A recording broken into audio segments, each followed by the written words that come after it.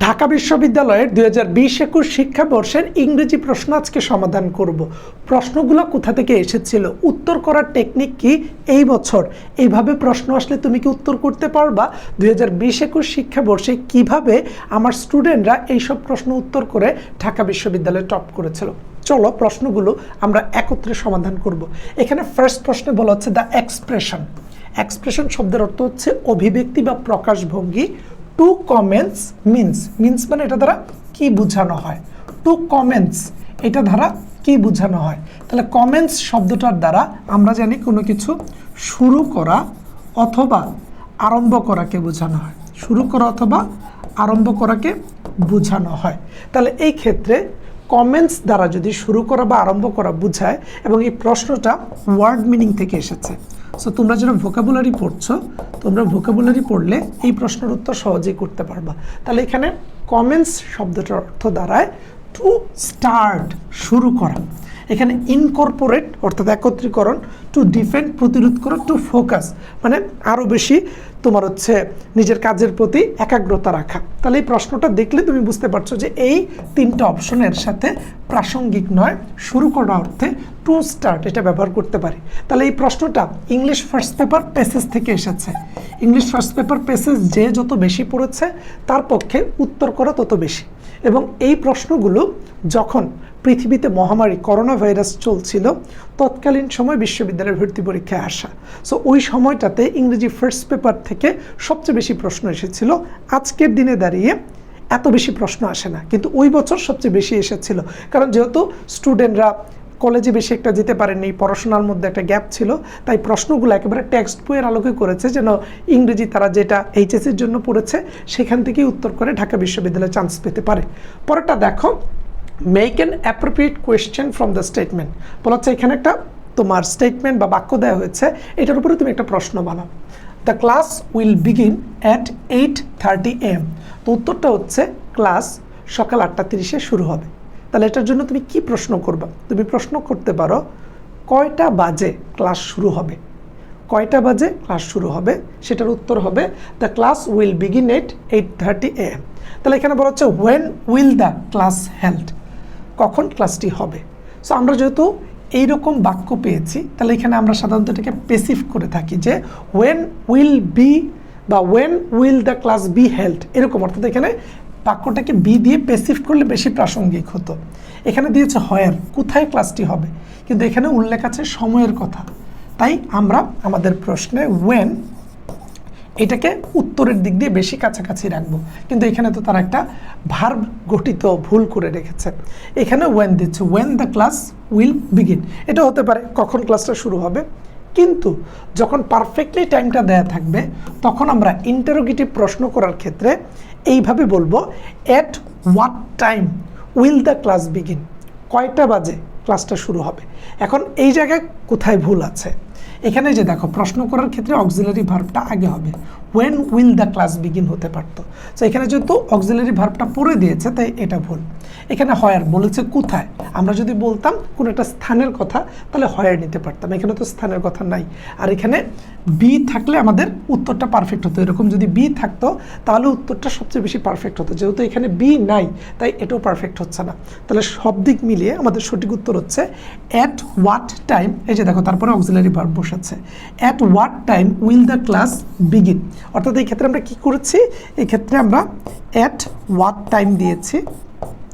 At হোয়াটের পরে আমরা time যে প্রশ্নটা আছে সেটা দিয়েছি, তারপরে অক্সিলারি ভার্ব দিয়েছি, তারপরে আমাদের সাবজেক্ট, তারপর হচ্ছে আমাদের ভার্ব থাকবে। এই যে what time will the class begin, কয়টা বাজে ক্লাস শুরু হবে। ঠিক আছে, পরের প্রশ্নটা দেখো, choose the correct spelling from the following. এখানে 4টা অপশন আছে এবং এখানে সঠিক উত্তরটা হচ্ছে অ্যান্টিজেন। অ্যান্টিজেন মানে হচ্ছে শরীরে প্রবেশ করা এক ধরনের ভাইরাস ফাঙ্গাস জাতীয় জিনিস যেটা মানবদেহের জন্য ক্ষতিকারক, এবং এই বানানটা এই সবগুলা জায়গায় ভুল আছে। এটা হচ্ছে সঠিক বাক্য বা সঠিক ওয়ার্ড যেটা পরীক্ষায় আসে। তার মানে তুমি ঢাকা বিশ্ববিদ্যালয়ের ভর্তি পরীক্ষায় স্পেলিং থেকে একটা প্রশ্ন পাবে, এবং এই প্রশ্নগুলো কিন্তু তোমার এইচএসসি ফার্স্ট পেপার টেক্সট বইয়ের আলোকেই হয়ে থাকে।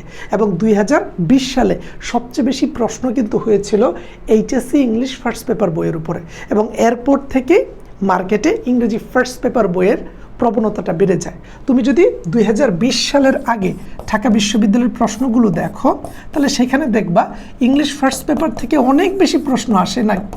ইংলিশ ফার্স্ট পেপার থেকে অনেক বেশি প্রশ্ন আসে নাই, হয়তো 2-1টা এসেছে। আবার 2020 থেকে যদি 21, 22, 23, 24, 25 এভাবে তুমি যদি যেতে থাকো, 26, 27 এভাবে তুমি যদি দেখো, দেখবো ওইগুলোতে ফার্স্ট পেপার থেকে বেশি প্রশ্ন আসে নাই। তাহলে বেশি প্রশ্ন এসেছিল তোমার হচ্ছে 20 সালে, এর আগে বেশি আসতো না। ঠিক আছে, তুমি একটু প্রশ্ন ব্যাংক দেখলেই দেখবে, আমি তো পড়াচ্ছি প্রশ্ন ব্যাংকগুলোকে ব্যাখ্যা করে দিচ্ছি না, তুমি সেখানে দেখতে পাচ্ছ। তারপরে দেখো দ্য পিস মুভমেন্ট, পাঠ্য বইয়ের প্রশ্ন। পিস মুভমেন্ট একটা প্যাসেজ আছে ফার্স্ট পেপারের, তৎকালীন সময় বইয়ে ছিল। পিস মুভমেন্ট, শান্তি আন্দোলন, টেন্ডস টু, এটা মানুষকে ধাবিত করে অপোজ মানে কি, বিরোধিতা করতে, dash dangerous technologies and weapons of mass destruction. Peace movement মানে বোঝায় মানুষকে অনেক বেশি তারা কি করে, এই যে দেখো, বিরোধিতা করে যেই জিনিসগুলা পৃথিবীতে ধ্বংস ডেকে আনে, যে টেকনোলজি এবং যে অস্ত্রগুলো, ওয়েপন্স মানে কি, যে অস্ত্রগুলো এবং টেকনোলজিস, যে তোমার হচ্ছে প্রযুক্তিগুলো।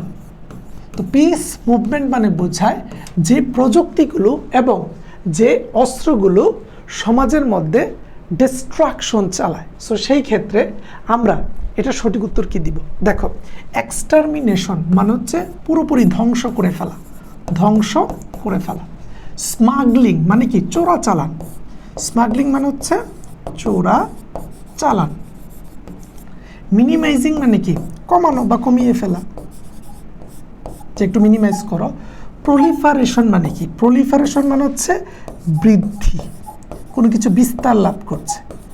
তো আমাদের সঠিক উত্তর বুঝতে হলে বাংলা অর্থ বুঝতে হবে পুরো বাক্যটির, এবং আমাদেরকে ওয়ার্ড মিনিং জানতে হবে অপশনগুলো। আমরা এখানে যে অপশনগুলো দেখছি, এই অপশনগুলোর তোমার মিনিং জানতে হবে। তাহলে এই দিকটা আমরা একটু বিবেচনা করলে কি দেখছি, দ্য পিস মুভমেন্ট, এই যে শান্তি আন্দোলন, এইটা মানুষকে ধাবিত করে মানে বিরোধিতা করতে বা প্রতিবাদ করতে, এই যে বিস্তার, এই যে প্রযুক্তি এবং অস্ত্রগুলোর বিস্তার রোধে বিরোধিতা করে, যেগুলোর কারণে পৃথিবীতে মাস ডিস্ট্রাকশন, গণবিধ্বংস হয়। সো এই প্রযুক্তি এবং টেকনোলজিগুলোর বিরুদ্ধে পিস মুভমেন্টে একটা বিরোধিতা করা হয়, এই যে অপোজ, একটা বিরোধিতা করা হয়। তাহলে কিসের জন্য করা হয়? এই যে টেকনোলজিস এবং এই যে ওয়েপেন্স, অর্থাৎ প্রযুক্তি এবং অস্ত্রগুলো যার দ্বারা পৃথিবীতে ধ্বংসাত্মক একটা পটভূমি রচিত হয়, সেগুলোর বিরোধিতা করার জন্য, এই বিস্তার রোধ করতে পিস মুভমেন্ট করা হয়। তাহলে এটা সঠিক উত্তর হবে প্রলিফারেশন। ঠান্ডা মাথায় দেখতে হবে পুরো জিনিসটা, যে পিস মুভমেন্ট বলতে ওই জিনিসটাই বোঝায় মানুষ বিরোধিতা করবে যেখানে প্রযুক্তি এবং অস্ত্রর ব্যবহার, এই যে বিস্তার রোধে তারা প্রতিবাদ করবে যেন ম্যাস ডিস্ট্রাকশন না হয়।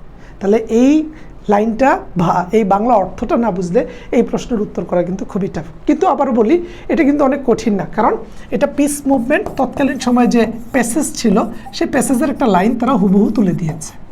এবং 2020 সাল ছিল ইংরেজি ফার্স্ট পেপারের, প্রায় 15-র মধ্যে 10-12টা প্রশ্ন চলে আসছিল ফার্স্ট পেপারের প্যাসেজগুলো থেকে।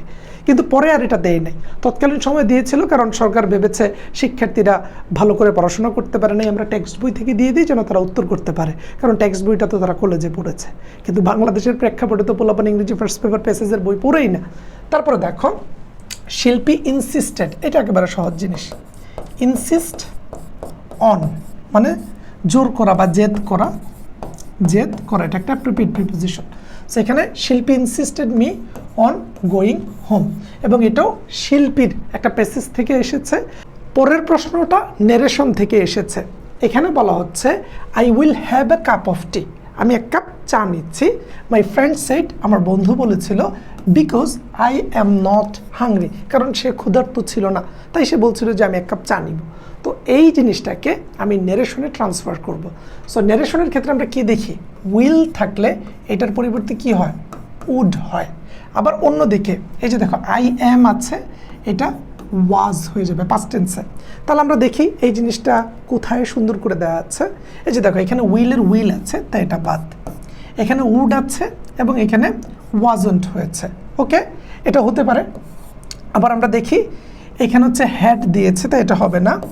এবং এখানে দিয়েছে my friend said that he would have a cup of tea because he wasn't hungry, এটাও হতে পারে।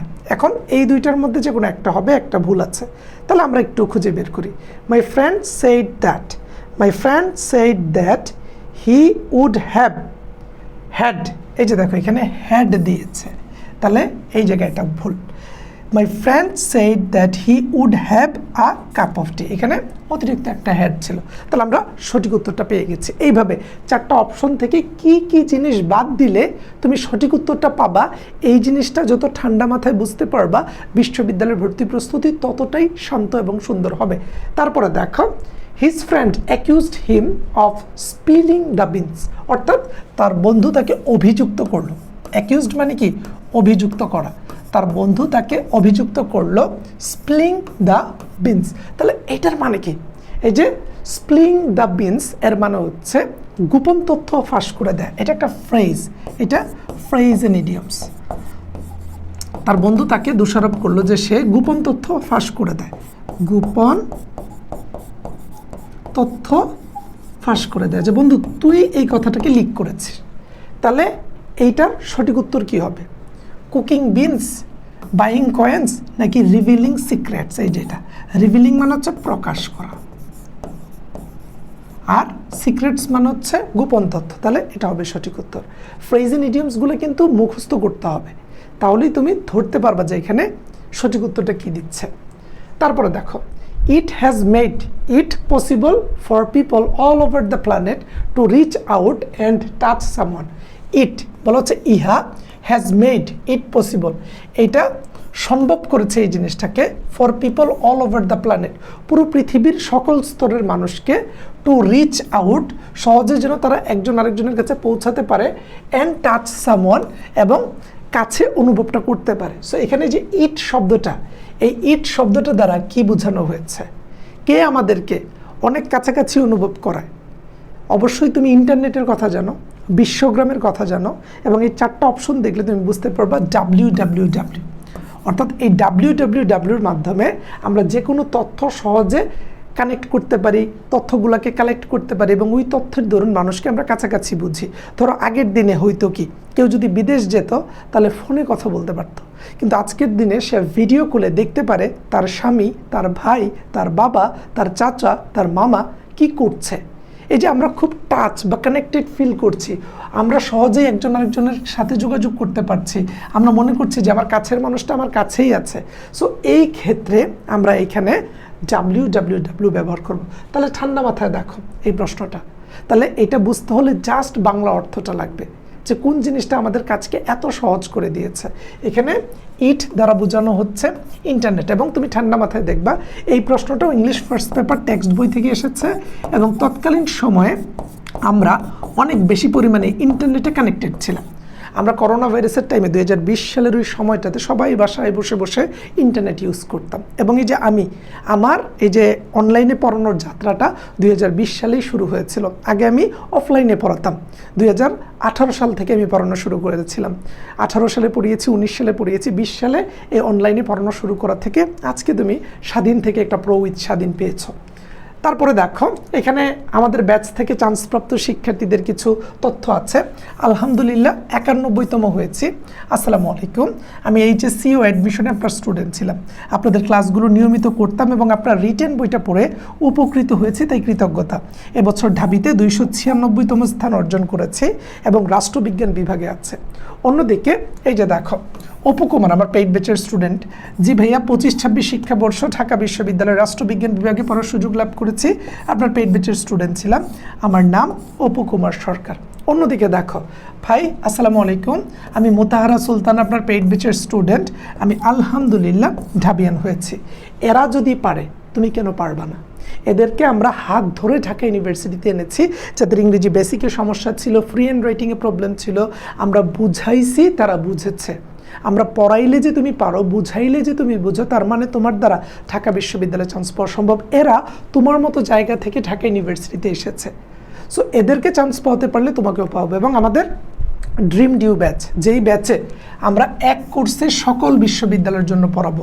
এক সেট বই আমরা কুরিয়ার করে তোমার ঠিকানায় পাঠিয়ে দিব। এই যে দেখো, এক সেট বই আমরা কুরিয়ার করে এই ড্রিম ডিউ ব্যাচের মাধ্যমে তোমার ঠিকানায় পাঠাবো, যাতে করে ঢাকা বিশ্ববিদ্যালয়ের জন্য তোমাকে আলাদা করে আর কোনো প্রেশার নিতে না হয়। আমাদের এখানে বাংলার ক্লাস থাকবে 50টি, ইংরেজির ক্লাস 100টি, সাধারণ জ্ঞানের ক্লাস 50টি। বি ইউনিটের কোর্স কিনলে সি ইউনিট ফ্রি, সি ইউনিটের কোর্স কিনলে বি ইউনিট ফ্রি। বাংলার ক্লাস 50টি, ইংরেজি ক্লাস 50টি, হিসাব বিজ্ঞান 50টি, ম্যানেজমেন্ট 25, মার্কেটিং 25, ফাইন্যান্সের 25। ব্যবসায়ের 50টি ক্লাস, কারণ ব্যবসায় ইংরেজি ফার্স্ট পেপার থেকে প্রশ্ন আসে না, কিন্তু মানবিকে আসে। আবার তাদের 5টা সাবজেক্ট, তাদের 3টা সাবজেক্ট। সি ইউনিট কিনলে B unit free, B unit কিনলে সি ইউনিট ফ্রি। এই এক সেট বই কুরিয়ার করে তোমার বাসায় পাঠানো হবে। ঢাকা বিশ্ববিদ্যালয়ের পাশাপাশি রাজশাহী, চট্টগ্রাম, জগন্নাথ, জাহাঙ্গীরনগর, কুমিল্লা, খুলনা, সাস্ট, গুচ্ছভুক্ত বিশ্ববিদ্যালয় সব জায়গায় এখান থেকে তুমি প্রশ্ন পাবে। সো ঠান্ডা মাথায় তথ্যগুলো দেখে রাখো। তারপরের প্রশ্নটা দেখো, এখানে বলা হচ্ছে poetry in every language. Poetry মানে কি? এই যে কবিতা, প্রতিটা ভাষায় সেলিব্রেটস বিউটি অ্যান্ড ট্রুথ। বলা হচ্ছে প্রতিটা ভাষায় কবিতা জিনিসটা সত্য এবং সৌন্দর্য জিনিসটাকে সেলিব্রেট করে। এখানে কি হবে? তাহলে শুরুতে বুঝতে হবে প্রশ্নটা কোথা থেকে এসেছে। এই প্রশ্নটা এসেছে অ্যাফার্মেটিভ অ্যাগ্রিটিভ থেকে, অ্যাফার্মেটিভ অ্যাগ্রিমেন্ট থেকে। সো অ্যাফার্মেটিভ অ্যাগ্রিমেন্টের সূত্রটা কি? সূত্রটা হচ্ছে, আমরা যদি poetry in every language celebrates beauty and truth বলা হচ্ছে, এই যে কবিতা, এই কবিতা জিনিসটা প্রতিটা ভাষার ক্ষেত্রেই উদযাপন করা হয়। সেলিব্রেটস মানে কি? উদযাপন।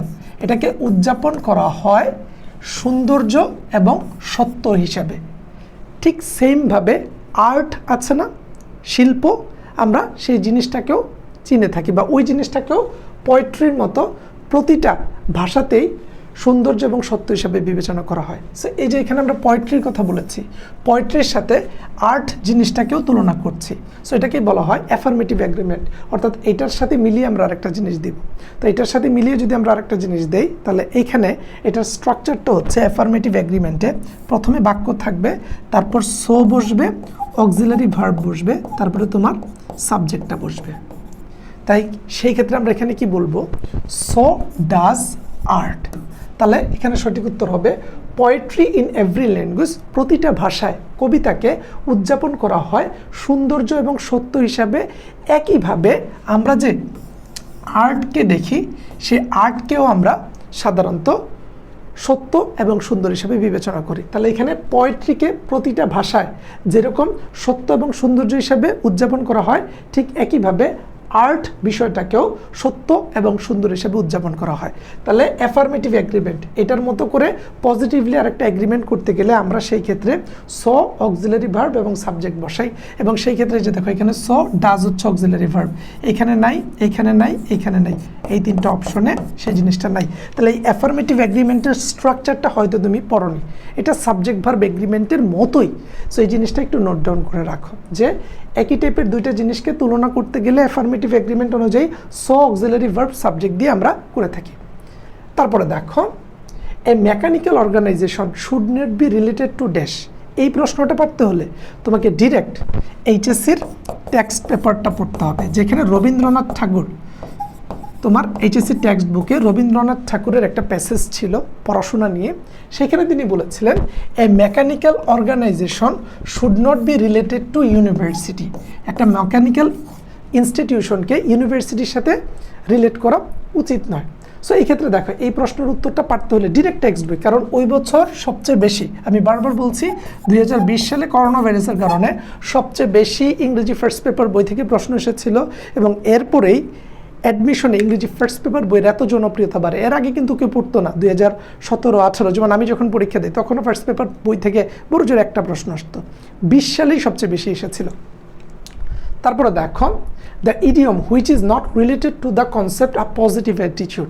বলা হচ্ছে নিচের কোনটা পজিটিভ অ্যাটিটিউড, অর্থাৎ একটা ভালো দৃষ্টিভঙ্গির সাথে যায় না। যেমন গেট আপ অ্যান্ড গো, এটাকে তো পজিটিভ আমরা বলি, যে ঘুম থেকে উঠে এবং যাও, একটা পজিটিভ এনার্জি হবে।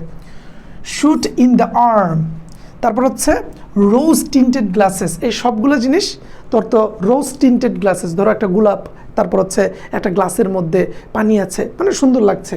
তারপর হচ্ছে শুট ইন দ্য আর্ম, কিন্তু এই যে দেখো সোর গ্রাপস, এই যে দেখো আঙ্গুর ফল টক, এই জিনিসটা দ্বারা পজিটিভ অ্যাটিটিউড বোঝাচ্ছে না, এখানে বলা হচ্ছে যেটা নট রিলেটেড। তাহলে এখানে আমরা সঠিক উত্তর দিব সোর গ্রাপস।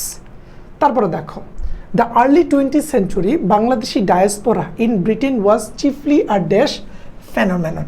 বলা হচ্ছে দ্য আর্লি 20th century অর্থাৎ এই 20 শতকের একেবারে শুরুর দিকে Bangladeshi diaspora in Britain was চিফলি শব্দের অর্থ হচ্ছে প্রধানত, অর্থাৎ ব্রিটেনে বাংলাদেশের যে ডায়াসপোরা মানে বাংলাদেশের মানুষ যারা যেত তারা প্রধানত ছিল কীরকম, তারা ছিল স্পেসিফিক রিজিয়ন বেসড, যারা ছিল সিলেটি অর্থাৎ যারা সিলেটের ছিল তারাই সেখানে যেত, বিশেষ করে ব্রিটেনে। এবং এখনও তুমি লন্ডন বা তোমার ইউকেতে গেলে অর্থাৎ ইংল্যান্ডে গেলে দেখবা যে সিলেটের মানুষ সেখানে বেশি, এবং সেটাকে দ্বিতীয় সিলেট বা লন্ডন তারা বানিয়ে রেখেছে, মানে সিলেটকে বলা হয় দ্বিতীয় লন্ডন আর লন্ডনকে তারা দ্বিতীয় সিলেট বানিয়ে রেখেছে। তাহলে এই প্রশ্নটাও এইচএসসি ফার্স্ট পেপার বই থেকে এসেছে। সো এটা কিন্তু আগে আসতো, এখন কিন্তু ফার্স্ট পেপার থেকে এত প্রশ্ন আসে না। এই যে দেখো the early 20th century Bangladeshi diaspora in Britain was chiefly specific region based phenomenon, অর্থাৎ এটা একটা স্পেসিফিক রিজিয়ন বেসড ঘটনা ছিল। ফেনোমেনন মানে ঘটনা, যেটা হরহামেশাই ঘটতো। সো শুরুর দিকে সিলেটের সবাই ব্রিটেন যাওয়া শুরু করে, এবং এর ফলেই কিন্তু ইংল্যান্ডে সিলেটিদের এত দাপট। Dash is not a synonym of word snared, এটা হচ্ছে রবার্ট ফ্রস্টের একটা কবিতা আছে আউট। রবার্ট ফ্রস্ট এর একটা কবিতা আছে আউট। সেই আউট কবিতার মধ্যে একটা ওয়ার্ড আছে স্নার্ল। এই ওয়ার্ডটার অর্থ দাঁড়ায় কোনো একটা নতুন কিছুর দ্বার উন্মোচন হওয়া, কোনো একটা টুইস্ট পাওয়া, একটা নতুন পথ উন্মোচন হওয়া। তাহলে এটার সমর্থক শব্দ কি? এটার সমর্থক শব্দ যে দেখো ইন্ট্রিকেসি মানে দুর্বুদ্ধ, কনফিউশন মানে ঝামেলা, ডিজেরেরি মানে হচ্ছে বিশৃঙ্খলা, ইন্ট্রিকেসি মানে দুর্বোধ্যতা, মানে যেটা বোঝা যাচ্ছে না, দুর্বোধ্যতা। কনফিউশন মানে হচ্ছে দ্বিধাদ্বন্দ্ব। আর ডিস্টেঙ্গেল শব্দের অর্থ হচ্ছে জট খোলা। ধরো কোনো একটা জট লেগেছিল, সেই জট খুলেছে, একটা টুইস্ট পেয়েছো, একটা নতুন দ্বার, একটা নতুন পথ পেয়েছো। সো সেই ক্ষেত্রে আমরা এটার সঠিক উত্তর দিব ডিস্টেঙ্গেল। এই যে দেখো তোমার হচ্ছে ট্যাঙ্গেল। হ্যাঁ, সো ঠান্ডা মাথায় তুমি এই জিনিসটাকে ক্লিয়ার করে লিখলে। যে দেখো ডিসেট্যাঙ্গেল। তারপরে যদি দেখো Elizabeth unwillingly আন্ডারটুক the sea voice, এটাকে প্যাসিভ করতে বলছে, এখানে আন্ডারটুক আছে। আমরা সাধারণত ভয়েস চেঞ্জে কি দেখি, ভার্বটা যদি পাস্ট টেন্সে হয় তাহলে ওয়াজ ওয়ার বসবে। আমরা দেখি ওয়াজ কোথায় আছে, এই যে এখানে আছে, এখানে নাই, এখানে ইজ আছে। এখানে জিনিসটা উল্টা করে দিয়েছে, এখানেও নাই, এখানেও কোনো ওয়াজ ওয়ার নাই। তাহলে এটাই সঠিক উত্তর, একেবারে সহজ। এই যে একটা জিনিস ধরে উত্তর বের করে ফেলেছে, এত চিন্তা করার কিছু নাই। ভয়েস চেঞ্জে পাস্ট টেন্সে থাকলে ওয়াজ ওয়ারের পরে ভার্বের পাস্ট পার্টিসিপল ফর্ম বসে, ঠিক আছে। তারপরে দেখো there are several likely reasons why Asians are not prioritised in medical research in the West. বলা হচ্ছে এখানে কতিপয় কিছু কারণ রয়েছে যার ফলে যারা এশিয়ান আছে, অর্থাৎ এশিয়া মহাদেশের আমরা যারা আছি, ভারত, পাকিস্তান, তারপর নেপাল, ভুটান, জাপান, আমাদেরকে অনেক বেশি প্রায়োরিটাইজড অর্থাৎ গুরুত্ব দেওয়া হয় না মেডিকেল রিসার্চে, বিশেষ করে ইউরোপীয় অঞ্চলগুলোতে। তাহলে এখানে বলা হচ্ছে আর নট প্রায়োরিটাইজড। তাহলে দেখো এটা প্যাসিভ হচ্ছে আর নট, আর এখানে বলা হচ্ছে এই যে দেখো প্রায়োরিটাইজড। তাহলে এখানে প্রায়োরিটাইজড এই শব্দটাকে আমরা ভার্বের পাস্ট পার্টিসিপল ফর্ম দেখছি, আর এখানে হচ্ছে এমিজার, এটাকে প্যাসিভ করা হয়েছে। তো এখানে বলা হচ্ছে the underline word is used. এই যে আন্ডারলাইন ওয়ার্ডটা, এটা কি হিসাবে বাক্যে ব্যবহার হচ্ছে? অবশ্যই এটা ভার্ব। সো এই হচ্ছে আমাদের টোটাল 2020 সালে আসা ঢাকা ইউনিভার্সিটির প্রশ্নটা। সো যেভাবে আমরা পুরো জিনিসটাকে ক্লিয়ার করে দিয়েছি, আশা করি এরপরে এই টপিক নিয়ে তোমার মধ্যে আর কোনো সমস্যা থাকবে না। সো তৎকালীন সময় সবচেয়ে বেশি ইংরেজি ফার্স্ট পেপার থেকে এসেছিল, এখন আর কিন্তু আসে না। এবং আমি প্রতি বছরের বিগত বছরে আসা প্রশ্নগুলোকে ব্যাখ্যা করে দিয়েছি। এগুলো পড়লে তোমার মাথায় একটা আইডিয়া চলে আসবে ঢাকা ইউনিভার্সিটির ভর্তি পরীক্ষার প্রশ্নগুলো কোথা থেকে আসে, উত্তর করার টেকনিক কী। সো একটু দেখে রাখলা সব। এবং এটা আমার পার্সোনাল নাম্বার, এটাতে হোয়াটসঅ্যাপ আছে, ফোন নাম্বারও দেওয়া আছে। যে কোনো প্রয়োজনে এটাতে কল দাও, হোয়াটসঅ্যাপে SMS করো। আমি স্বাধীন ভাই সর্বদা তোমার সেবায় নিয়োজিত। যে কোনো প্রয়োজনে জাস্ট এটা হোয়াটসঅ্যাপ, এটাই নাম্বার, কল দাও। আমি তোমার সেবায় সর্বদা নিয়োজিত ইনশাআল্লাহ।